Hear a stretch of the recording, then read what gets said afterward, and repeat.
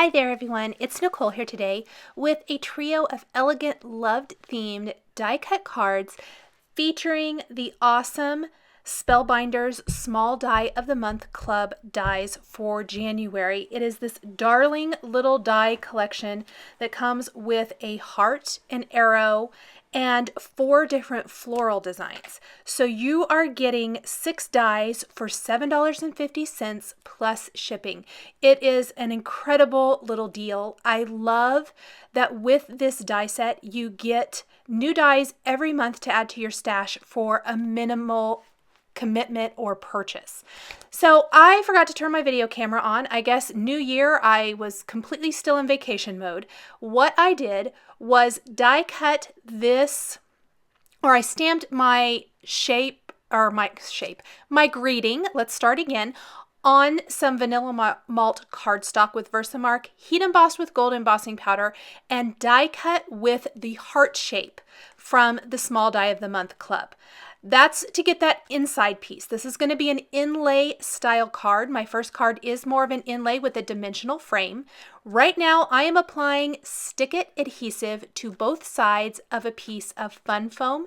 This is going to be my dimensional piece that makes the frame have some dimension. I love doing this for greetings, for frames, all kinds of different things, because even though it has some dimension, it's not super high, and so it's fantastic.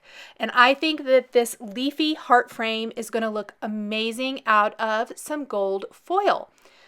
I definitely went with a more elegant feel for my cards instead of a traditional red and pink for Valentine's Day, which you totally could. You could do whatever you want to do with these dies. They do not have to be Valentine's themed, and that's really what I'm trying to show here today.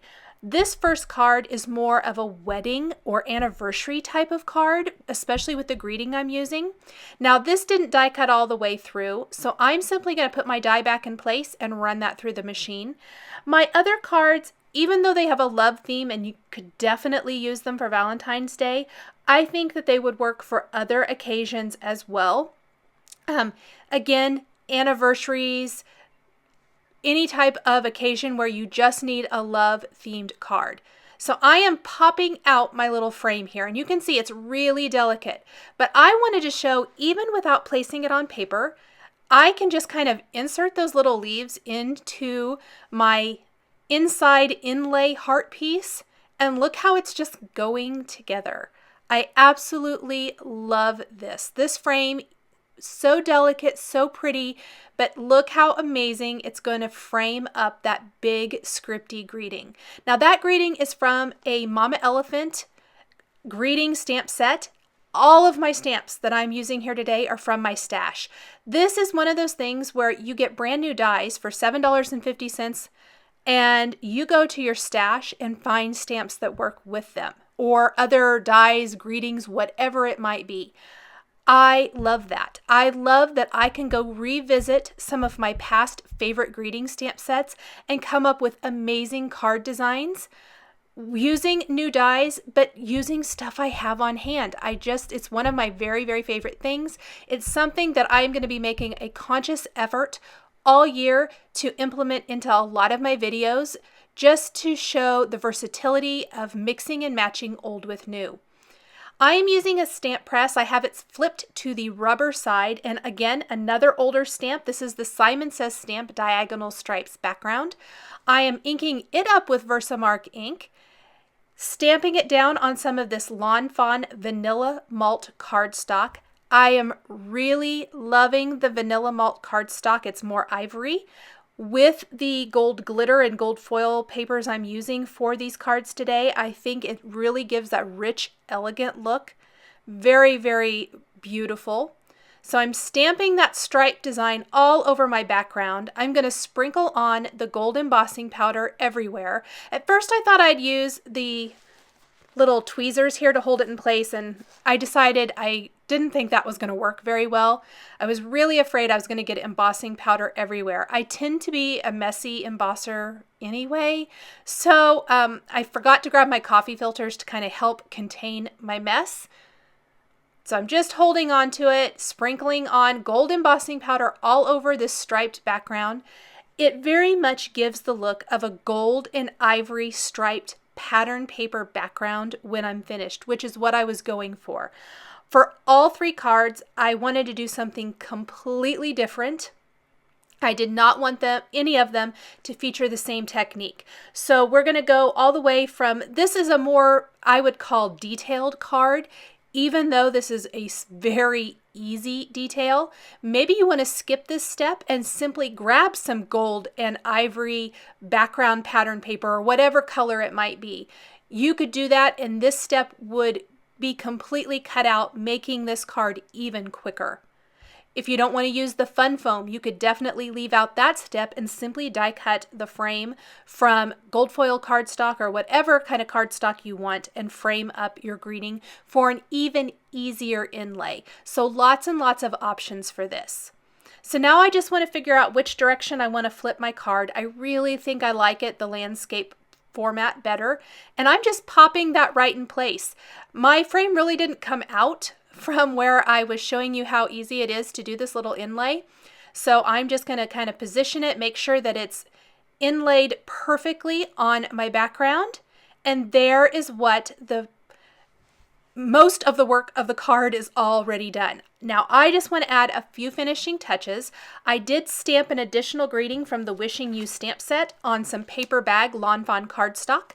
I embossed it with white embossing powder this time, and I'm using some little foam adhesive pieces to pop this up so it fits nicely over the dimensional die cut frame. And I'm going to just line this up straight, and I might have to trim up a little bit of that foam adhesive because it's really not fitting. I just guessed when I put it on there, and so I need to just kind of look at that a little bit, just snip off a tiny little bit so that it just fits really nicely over that frame. And finally, the last thing I'm going to do for this card is I went to my dimensional embellishment little containers, and I've got loads of them. I have not used these wooden hearts in a super long time. They're really kind of remnants from when I scrapbooked a lot, and I absolutely love them. I cannot part with any of these. I parted with a lot of things that I did not like. These are something I still love. They might be several years old, but I still love them. And I have tons of them, and I think they are the perfect accent for this heart. So it's kind of a rustic and elegant type of feel for this card. All neutrals. It finishes up the design so pretty. I think this is perfect. We're going to a wedding this weekend, and I am going to use this card for the couple. So a great card to have on hand. I find that I really like having cards on hand. A lot of you commented on my blog. I was doing a giveaway. In fact, I still am doing the giveaway through the end of this week. And I asked what your goals were this year, and a lot of your goals were to have cards on hand so that you're not rushing to make them. That is something that I work really hard for, trying throughout the year to kind of replenish my stash so that I am not rushing on Saturday to make a wedding card before we go to the ceremony. So I love having these kind of things on hand so I can just grab them and go. My next card is a favorite technique of mine. It's creating an all-over die cut background. It is so easy, but again, just depending on what you choose for your background, it's really eye-catching. So I have got some scraps of gold glitter cardstock here, and I'm going to take all 4 floral designs from the Spellbinders Small Die of the Month Club, and I'm going to die cut these multiple times from this gold glitter cardstock. Now these are intricate dies. They have lots of little pieces. The tool-in-one helps so much to pop out any of those little areas that maybe are sticking. You could also roll the little bristles on the other end. That's another great way to do it. I tend to just use the piercing tool a lot. If these were even more detailed, some of the frames and things from Spellbinders, for that, definitely get your foam mat, take that other end and roll it over there. You will be amazed at how all those little teeny parts and pieces come flying out with little effort. Now, as I'm working here, I did lay out the greetings that I want to use. They are from another Mama Elephant stamp set. Again, previously released. This is another older greeting stamp set. This is Cross My Heart. I kind of just laid them out to guide me, but I want to start gluing all of these little floral pieces onto my vanilla malt cardstock. And I decided to kind of work as I went instead of die cutting a whole bunch and ending up with a lot of leftover, which I definitely don't want to do. Glitter cardstock is kind of one of those things I love to have on hand, so I don't want to waste a bunch by die cutting more than I actually need. I am using a little Ranger multi-matte medium to glue these in place. I want some of them coming off of the edge of the background panel. Gives a much more natural feel, almost like this is a piece of pattern paper we've trimmed down to create the background. So once I have a lot of these glued down, I'm going to flip it over and just trim off any excess, because a lot of these little excess pieces, especially those bigger pieces, can be used to fill in around the edges. That's one of my best tips for doing a technique like this, is take those other little parts and pieces and fill them in. They're perfect for making it really look like a nice full background. If you are more, want even a more clean and simple look, I guess I want to say, another favorite way to do this technique is to do complete tone on tone, meaning I would take vanilla malt cardstock and die cut all of these and adhere them to the vanilla malt background. It's going to give you a textured, almost embossed look instead of a patterned look. And it's something I love to do. Next, I've got a piece of vellum. I'm using vellum to stamp my greetings on because I really want the background to shine through. Vellum is fantastic if you want to be able to still see what's going on in the background of the card. Vellum is absolutely key. I love using vellum. It also adds an elegant look and feel to cards, which is definitely what I was going for with this card set. And really, we're going to stamp the greeting on here with Versamark, emboss with gold embossing powder. Again, everything here is either gold or white in all three cards. And then we're going to just trim down this little vellum piece once we get the two greetings stamped. I tried to stamp them together. I ended up not stamping them together because I wanted them to be closer than what I could get them if I stamp them together. So I like to stamp separately just because I can get them a little bit closer, a little tighter, and I think that looks a little bit better. Any embossing powder that maybe isn't where it's supposed to be and is not going to tap off easily, that tends to happen at times. Maybe your finger was a little wet or you got a little bit of ink somewhere. I like to take a fine tip paintbrush and just brush that embossing powder away. You'll see that at different times throughout the creation of my cards where I'm doing some embossing, and that gets rid of it easily. Now I want to trim this down because there's quite a bit of space underneath that greeting there that I don't really want. That looks beautiful. It's going to look amazing, but I do want to trim this down. And another favorite tip, especially when you don't want to add a ton more embellishments, is to simply grab a scoring tool of some sort. I like the Score Pal, and we're just going to score some nice little kind of about 1/8 of an inch lines down both sides. This is going to give it a little bit of a raised edge along the top and the bottom, and it really gives it an awesome finished look.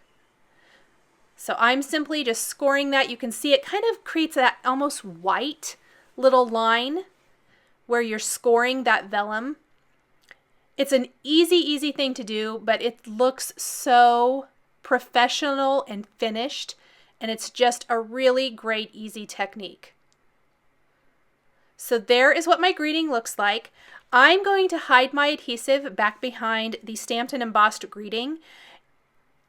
It's a little tricky. Until the glue completely dries, it may buckle the vellum a little bit, but once that glue is all the way dry, it's going to be nice and flat.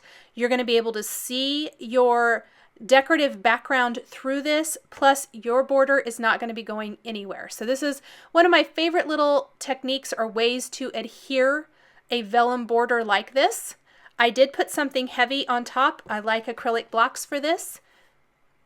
We're going to glue that down in place, let those blocks sit on that a little bit until the glue starts to dry and it's nice and secure, which it kept moving on me here. That glitter cardstock is really tricky too. So I definitely wanted to use a liquid adhesive to make sure that my greeting doesn't go anywhere. You could also use a stapler to staple the ends if you wanted to. I really was trying to avoid any additional embellishment here.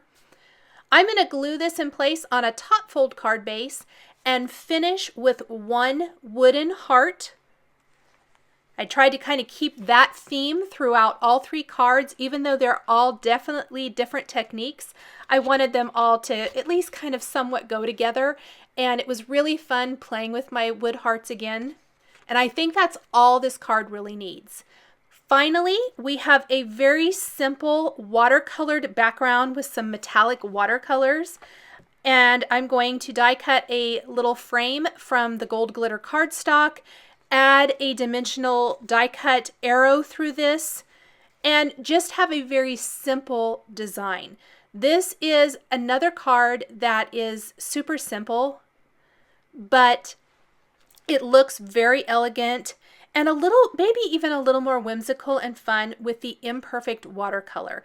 Now that background was created by just taking a gold metallic watercolor over some watercolor cardstock and very messily kind of going dark to light, adding more water up near the top to lighten it so it kind of has that ombre effect. Once the background was completely dry, I am stamping with greetings from the Mama Elephant Cross My Heart again. This is the same greeting stamp set I used for the last card, just a different greeting.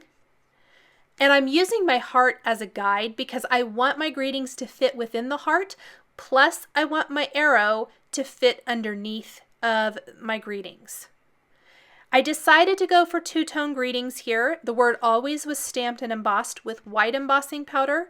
The You Have My Heart sentiment was stamped right above that, and part of it overlaps the L in always, and that is going to be stamped and embossed in antique gold embossing powder. So again, tapping off that excess, grabbing a paintbrush because it just kind of, there was a few little flakes here and there. I wiped those off, heat embossed that.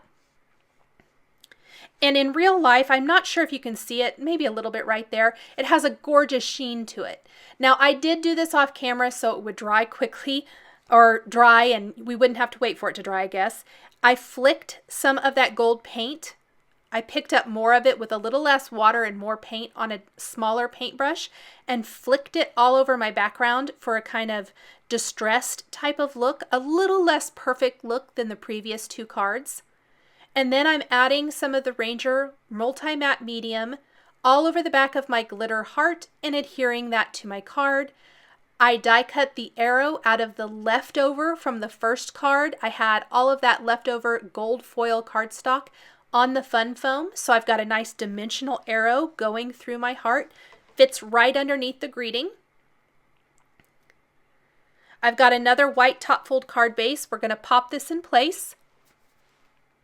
And the last thing we're going to do for this card is, again, glue some of those wooden hearts in place all over the background. I'm using the Ranger Multi-Matte Medium again. You could use glossy accents if you want, or something, another nice strong adhesive. I love glossy accents or the Ranger Multi-Matte Medium because you don't want your accents going anywhere. These are a nice low profile wooden heart. I do want to say if you're going to mail anything that has a little bit more of a sturdy embellishment, buttons, wooden hearts, whatever they might be, consider using a padded envelope, or at the very least taking a scrap piece of cardstock or a thin bubble wrap type of little piece and placing it on the front of your card when you put it in your envelope, so that hopefully your cards do not get damaged as they go through the mail. I had a lovely viewer send me a Christmas card, and the post office just mangled the envelope. Luckily, the card inside was fine, but just a little tip, if you're going to be mailing anything that is kind of got a little bit more weight to it, a few more layers, some dimension, try to protect the front of your card so that it arrives to the recipient in the same way that you sent it. Thanks for joining me today for these 3 cards featuring the Spellbinders Small Die of the Month for January 2018. The supplies I used to create these cards are listed and linked below the video here on YouTube. Here are a couple more videos featuring dies that you might be interested in. Thanks for watching, and we'll catch you next time.